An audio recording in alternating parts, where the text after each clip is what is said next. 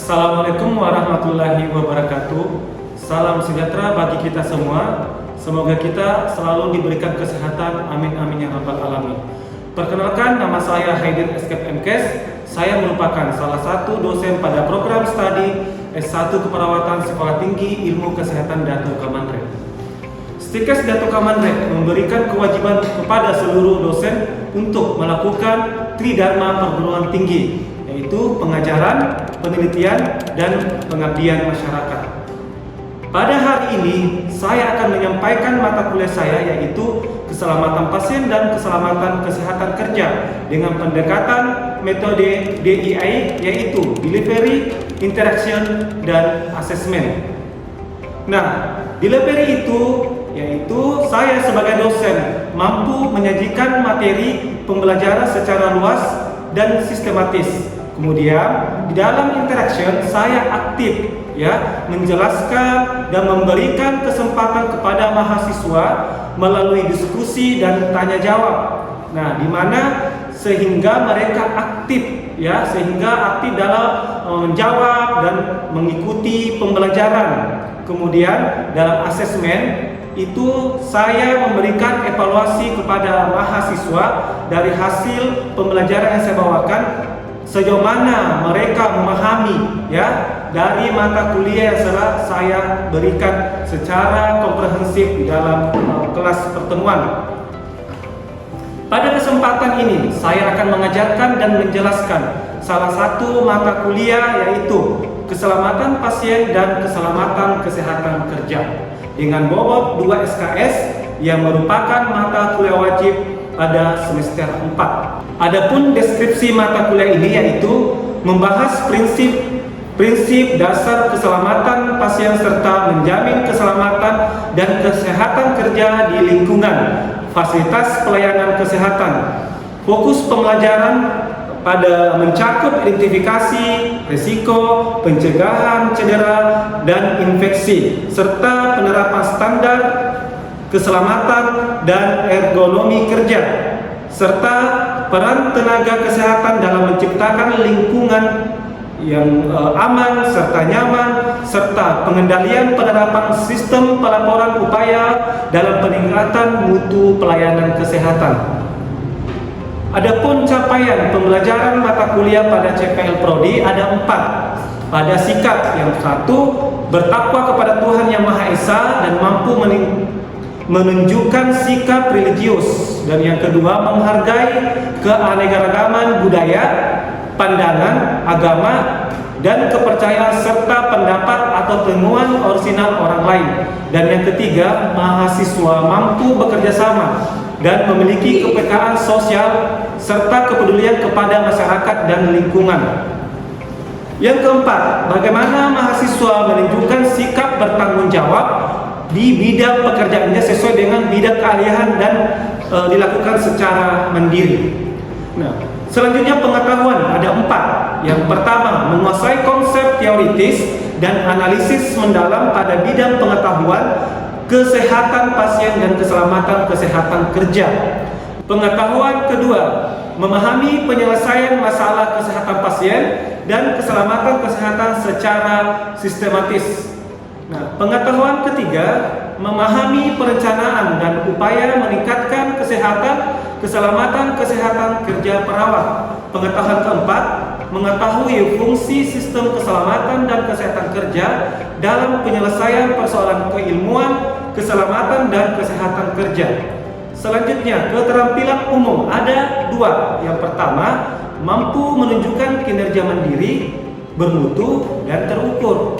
Keterampilan kedua, mampu mengambil keputusan secara tepat dalam konteks penyelesaian masalah kesehatan pasien dan keselamatan perawat berdasarkan hasil analisis terhadap informasi dan data. Selanjutnya, keterampilan khusus ada 3. Yang pertama, mampu bekerja sama dan mampu melakukan identifikasi permasalahan pada setiap masalah dalam lingkup kesehatan pasien, investigasi keselamatan dan kesehatan kerja perawat, dan penerapan pencegahan penyakit akibat kerja dan kesehatan kerja di rumah sakit. Keterampilan khusus kedua, mampu menganalisis dan merancang suatu sistem keselamatan kesehatan dalam pemberian asuhan keperawatan. Keterampilan khusus ketiga, mampu mengevaluasi hasil rancangan sistem kesehatan pasien dan keselamatan dan kesehatan kerja. Ya, selanjutnya di sini saya akan menjelaskan capaian pembelajaran mata kuliah ada 6. Yang pertama, menguasai prinsip dan konsep keselamatan pasien.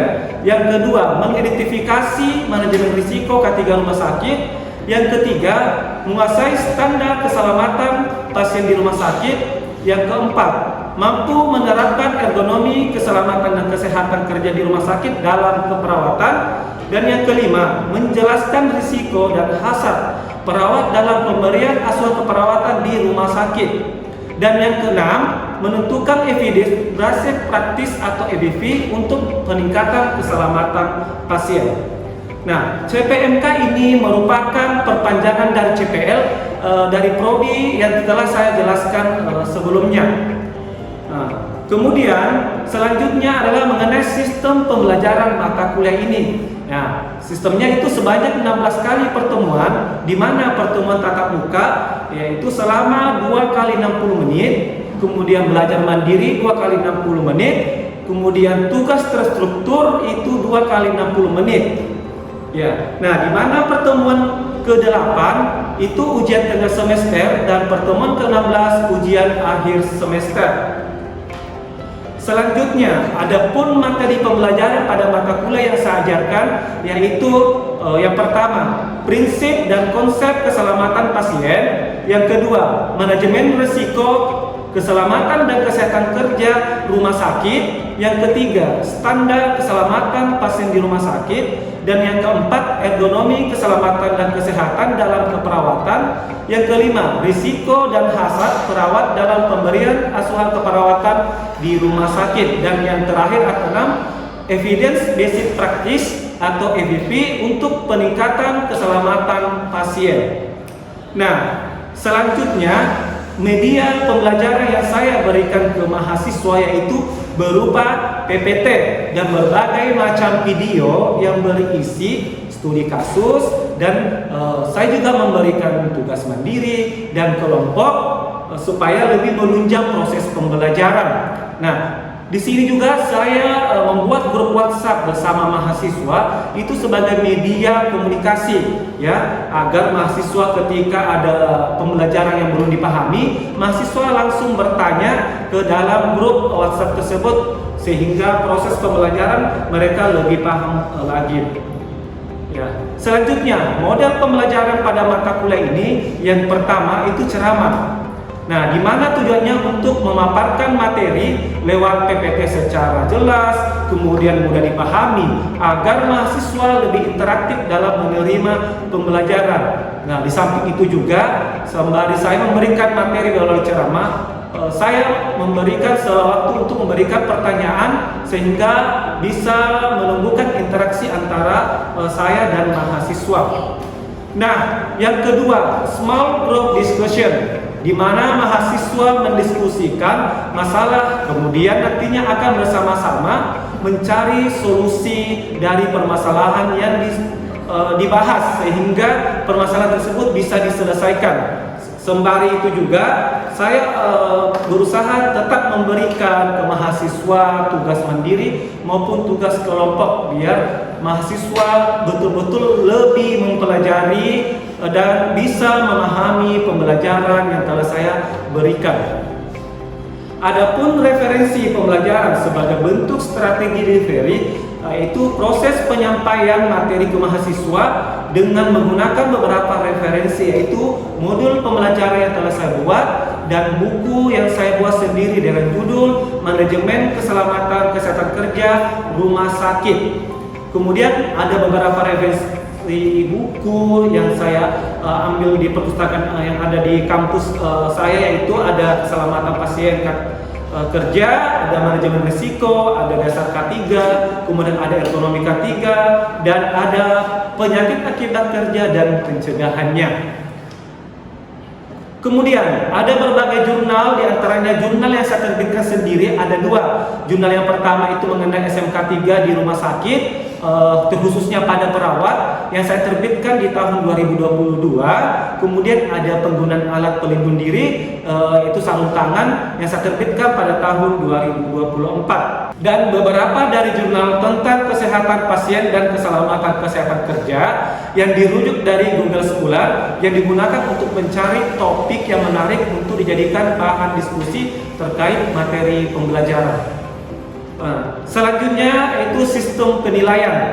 Nah, di awal pertemuan itu khususnya di kontrak perkuliahan saya sudah menjelaskan kepada mahasiswa bahwa ada sistem penilaian yang saya harus lakukan dan itu betul-betul harus diterapkan pada saat pemberian penilaian. Nah, ada 4 bobot penilaian dari mata kuliah ini, yaitu yang pertama ujian akhir semester 35%, kemudian ujian tengah semester 35%, tugas baik itu mandiri maupun kelompok itu sebanyak 15%, kemudian kehadiran 15%. Demikianlah deskripsi mata kuliah yang saya paparkan. Terima kasih atas perhatiannya. Selanjutnya, saya akan menampilkan proses pengajaran yang saya lakukan di dalam ruang kelas pada mata kuliah keselamatan pasien dan keselamatan kesehatan kerja. Selamat menyaksikan. Terima kasih. Assalamualaikum warahmatullahi wabarakatuh.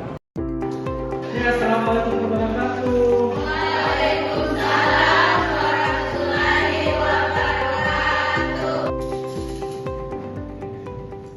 Waalaikumsalam warahmatullahi wabarakatuh.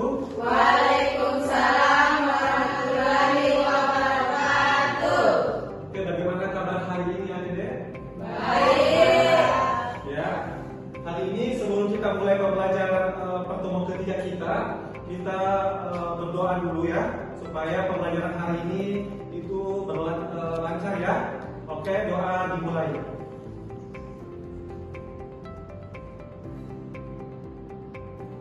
Selesai. Ini merupakan pertemuan ketiga. Sebelum kita mulai pelajaran, Bapak absen dulu ya. Oke, Nurul Utami, Hadir Pak. Asrina Sari, Hadir Pak. Dewi Sartika, Hadir Pak. Nur Hikmat, Hadir Pak. Miftahul Jannah, di sini. Binan, Hadir Pak. Selvi, Hadir Pak. Amri, Hadir Pak. Suharmin, Hadir Pak. Elsa, Hadir Pak. Saskia, Hadir Pak. Andini, Marsha, Hadir Pak. Putri. Hadir Pak.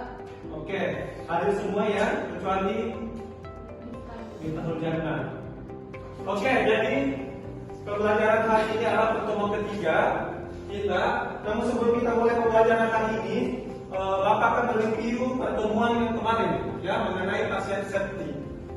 Nah, ada yang masih ingat? Pastilah masih ingat lah. Jangan sampai kalian lupakan materi kemarin ya.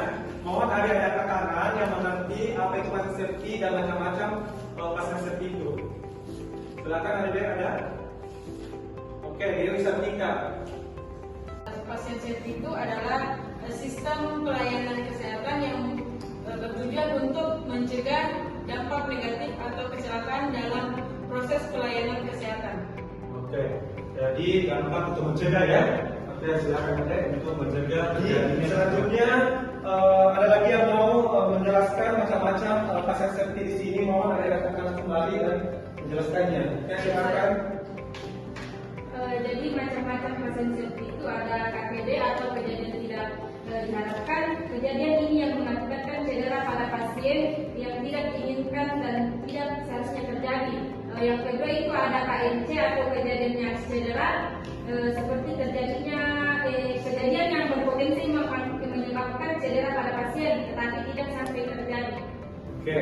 Jadi masih ada yang lain untuk bisa menjelaskan macam-macam pasien safety. Silakan ke tangan. Oke, Saskia silakan. Baik, selanjutnya itu ada KNC atau kejadian tidak cedera ya, seperti insidennya benar-benar terjadi pada pasien namun tidak menyebabkan cedera luka atau dampak negatif. Yang kedua itu KPC, kejadian potensial cedera, seperti situasi atau kondisi yang memiliki potensi namun belum terjadi. Selanjutnya yang terakhir itu KS, kejadian sentinel atau insiden serius yang menyebabkan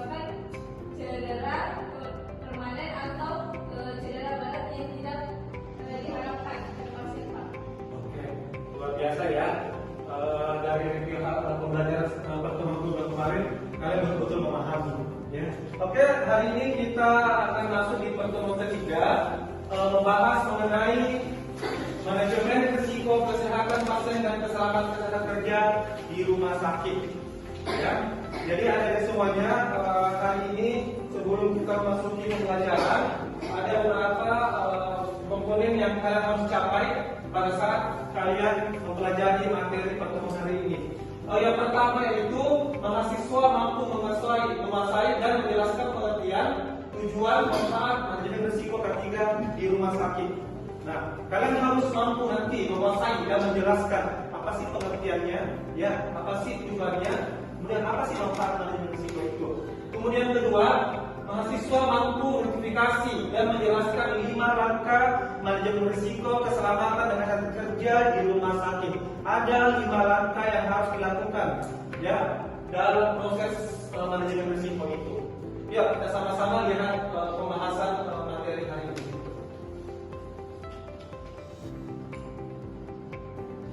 Nah, yang pertama pengertian. Ya, pengertian manajemen risiko itu bagaimana ya mengelola risiko untuk mencegah terjadinya kecelakaan yang tidak diinginkan secara komprehensif. Ada yang masih paham nggak apa itu komprehensif?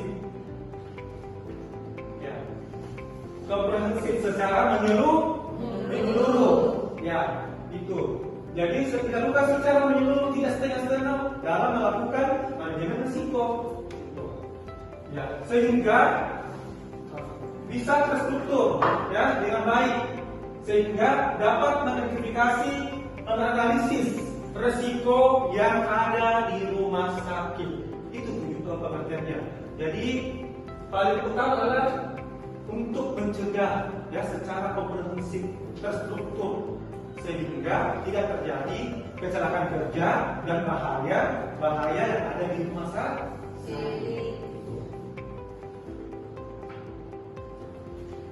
Oke, selanjutnya tujuan manajemen risiko. Apa saja sih tujuan manajemen risiko itu? Nah, yang pertama melindungi keselamatan dan kesehatan pekerja. Ini yang pastinya untuk menghindari penyakit akibat kerja ya, yang ada di rumah sakit. Ya, seperti penyakit akibat kerja, misalkan apa? Ya, misalkan dia ada pasien yang tuberkulosis. Nah, tanpa menggunakan alat pelindung diri, APD itu bisa menyebabkan bahaya, ya, keletapan. Kemudian yang kedua, mencegah dan mengendalikan potensi bahaya. Ya, potensi bahaya akan terjadi baik itu pada pasien maupun pada pekerja tenaga kesehatan yang ada di rumah sakit. Kemudian menciptakan lingkungan kerja yang aman dan nyaman. Kemudian memastikan kepatuhan terhadap peraturan, ya, seperti Undang-Undang Ketenagakerjaan, Undang-Undang Nomor 13 Tahun 2003, itu yang mengatur tentang regulasi tentang kepatuhan terhadap ketenagakerjaan. Kemudian mengurangi biaya akibat kecelakaan, ya, jadi bisa mengurangi berbagai macam biaya, ya, seperti biaya pengobatan, klaim asuransi, dan kerusakan aset. Kemudian mendukung sistem mutu rumah sakit. Ini salah satu upaya sehingga rumah sakit itu menjadi akreditasinya paripurna ya atau unggul. Itu membuat rumah sakit lebih bagus lagi ketika manajemen risiko bisa ditangani begitu cepat sehingga tidak terjadi permasalahan yang ada di rumah sakit. Oke, selanjutnya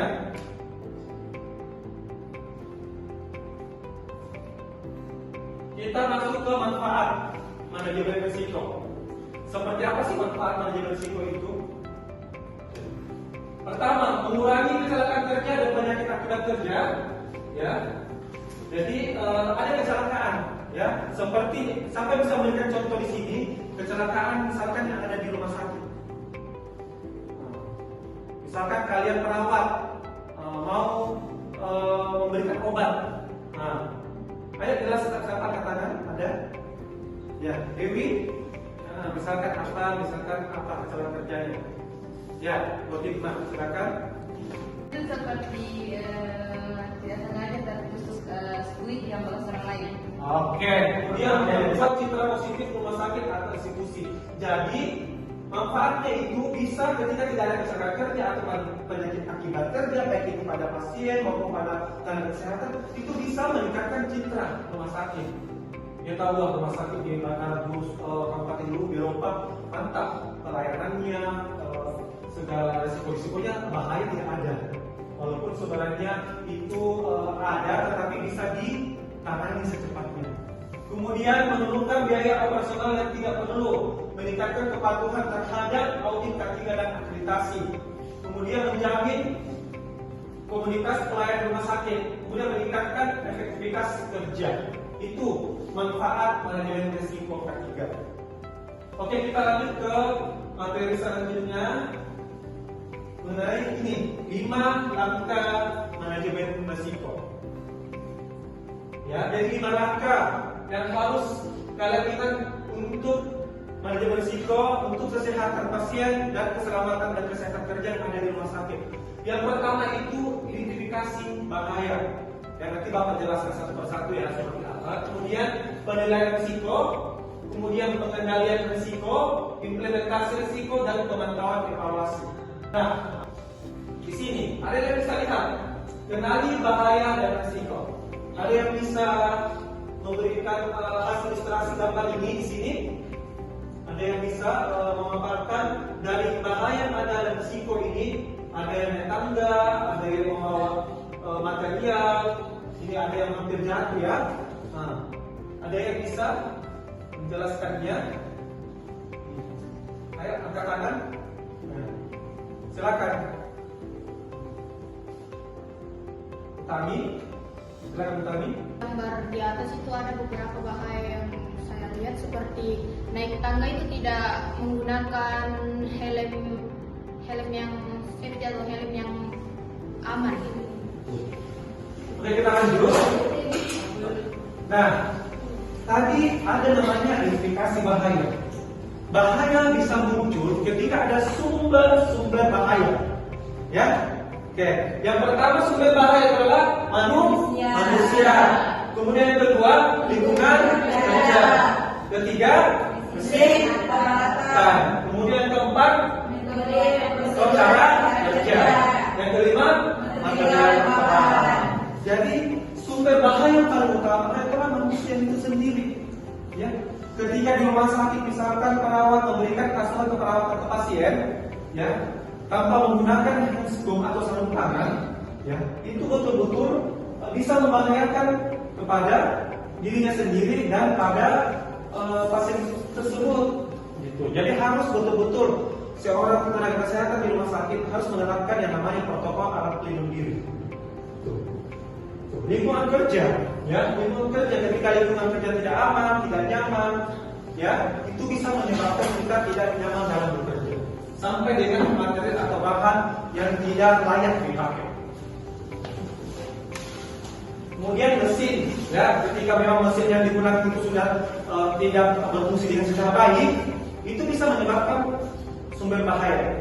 Kemudian prosedur cara kerjanya yang tidak ergonomis. Ya, masih ada yang ingat ya materi pertama kemarin tidak ergonomis ya. Jadi bagaimana kita bekerja dengan baik, ya, posisi tubuh kita saat bekerja. Contohnya perawat memeriksa tekanan darah pasien, ya, harusnya posisinya jangan duduk, ya, harus posisi yang nyaman yang sesuai dengan prosedur yang telah ditetapkan. Oke, kita lanjut. Nah, ini tadi mengenai masalah bahaya. Ada beberapa macam identifikasi bahaya yang ada di rumah sakit. Ada semuanya. Nah, yang pertama itu ada bahaya kimia. Ya, bahaya kimia, kemudian bahaya fisika, kemudian bahaya biologi, bahaya ekonomi, bahaya psikososial, dan bahaya mekanikal. Oke, jadi inilah tadi ya ada 3 identifikasi bahaya yang harus dilakukan. Nah, pada saat kita mendapatkan bahaya, otomatis ada pengendalian. Ya, di sini namanya adalah hierarki pengendalian. Nah, yang pertama itu eliminasi. Mohon diingat ya, eliminasi, menyingkirkan atau membuang yang bisa membahayakan. Ya. Yang kedua, substitusi atau mengganti, ya, peralatan-peralatan yang sudah tidak layak pakai itu diganti. Kemudian yang ketiga, engineering control, ya, jadi memodifikasi, ya, tempat kerja atau ruangan sehingga lebih nyaman, ya, itu. Kemudian ada yang keempat, administratif, ya, membuat SOP yang sesuai, membuat dokumen-dokumen yang sesuai, ya, membuat SOP yang masih berlaku. Jangan administrasinya dan SOP-nya sudah tidak berlaku dipakai. Kemudian yang terakhir adalah alat pelindung diri, APD. Nah, kalian APD-nya itu seperti bagaimana kalau kita di rumah sakit menggunakan handskub, ya, kemudian menggunakan masker, ya, itu semua salah satu APD yang ada di rumah sakit. Itu ada 5 tadi, ya. Oke. Jadi ada itulah tadi pembelajaran hari ini. Pertemuan 3 Bapak sudah jelaskan bagaimana manajemen risiko kesehatan pasien dan keselamatan kesehatan kerja di rumah sakit. Saya akan mereview atau mengulangi lagi pembahasan yang tadi dengan memberikan kuis kepada adik-adik untuk bisa menjawab pertanyaan-pertanyaan yang saya beri. Yang pertama itu mengenai apa sih manajemen risiko itu. Ya, silakan angkat tangan dia yang mau menjawab. Silakan Elsa. Apa itu manajemen risiko? Manajemen risiko adalah suatu upaya mengelola risiko untuk mencegah terjadinya kecelakaan yang tidak diinginkan secara komprehensif. Secara komprehensif, ya. Silakan. Jadi secara menyeluruh, ya. Semua itu baik dari biologi, kimia dan lain sebagainya. Oke, selanjutnya saya akan menunjukkan satu pertanyaan lagi yang mengenai apa manfaat dari manajemen risiko di rumah sakit. Silakan kakak. Baik, untuk manfaat manajemen risiko itu ada beberapa, yaitu yang pertama itu mengurangi kecelakaan kerja dan penyakit akibat kerja. Yang kedua itu meningkatkan kesejahteraan dan motivasi karyawan. Yang ketiga yaitu memperkuat citra positif rumah sakit atau institusi. Oke. Jadi itulah semua, alhamdulillah materi hari ini kalian bisa pahami. Semoga setelah kalian selesai dan tamat dari studi kedokteran materi yang Bapak bawakan itu bisa kalian aplikasikan nanti ketika kalian sudah bekerja. Oke. Jadi insya Allah minggu depan kita akan ketemu kembali di pertemuan keempat, ya, insya Allah di materi mengenai asuhan keperawatan, ya. Bagaimana kalian memberikan asuhan keperawatan, tapi mengenai bagaimana berhubungan dengan kesehatan pasien, kemudian mengenai keselamatan pasien dalam memberikan tindakan, memberikan pelayanan, itu, ya, berhubungan dengan asuhan keperawatan yang bisa kalian lakukan nantinya. Itu pertemuan minggu depan insya Allah. Nah, untuk menutup hari ini pembelajaran kita, ada kata-kata spesial buat dari semuanya, bahwa mau sukses, ayo semangat kuliahnya. Mau dihargai, ayo semangat menggapai cita-citanya. Pertama untuk semuanya, ya. Oke, Bapak tutup yang ucapan. Assalamualaikum warahmatullahi wabarakatuh.